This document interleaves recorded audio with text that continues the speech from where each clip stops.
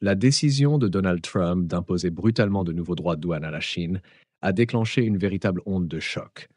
Bourse en chute libre, entreprises américaines en détresse, colère populaire dans les rues, incertitude commerciale planétaire.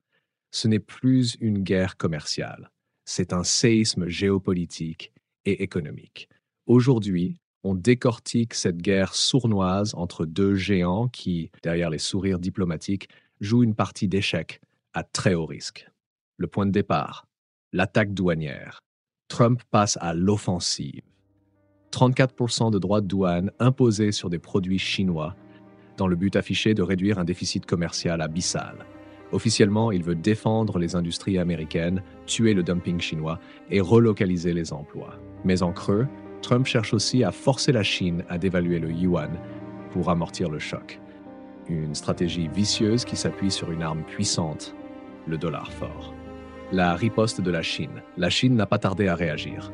34% de droits de douane supplémentaires sur certains produits américains, plainte formelle à l'OMC pour violation des règles commerciales, et en parallèle, diversification accélérée vers d'autres marchés, notamment en Afrique, Asie du Sud-Est, Amérique latine. Mais soyons clairs, la Chine aussi triche, joue avec sa monnaie, contrôle ses exportations, manipule ses statistiques. C'est un duel de deux cynismes parfaitement assumés. Conséquences immédiates, un chaos financier. Les marchés ont dévissé. En quelques jours, Apple perd 300 milliards de dollars de valorisation. Nvidia s'effondre de 210 milliards. Nike chute de 14 milliards. Et les indices Nasdaq et Dow Jones ont encaissé leur pire semaine depuis mars 2020.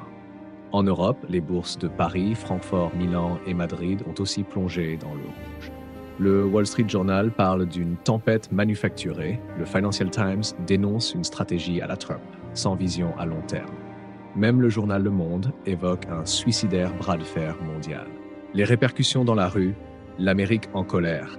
Les manifestations se multiplient. À New York, Chicago, Seattle, San Francisco, des milliers d'Américains ont défilé ce week-end contre la guerre commerciale. Syndicats, chefs de PME, jeunes cadres de la tech, tous dénoncent les pertes d'emplois, la hausse des prix et les effets dominos sur les petites entreprises. Le slogan fuse « This isn't protection, this is destruction ».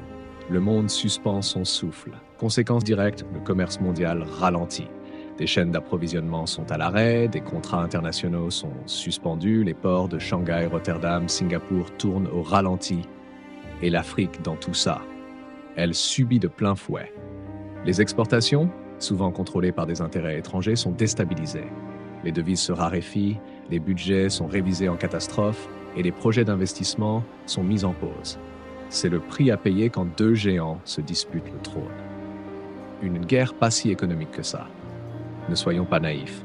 Derrière les mots droit de douane, protection, déficit, il y a une guerre de pouvoir pure et dure. Trump veut asphyxier la Chine avant qu'elle ne devienne la première puissance mondiale. La Chine, elle, joue l'endurance et multiplie les alliances silencieuses avec des économies émergentes. Aucun des deux ne respecte les règles. Chacun ment, manipule, dissimule, mais tous deux savent que la planète entière est l'enjeu.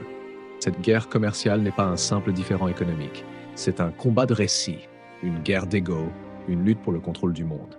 Et pendant qu'il s'étripe, le monde trinque. Inflation, chômage, désindustrialisation, instabilité des marchés, crise sociale. Alors, ne vous y trompez pas, cette guerre n'est pas loin de chez vous. Elle est déjà là.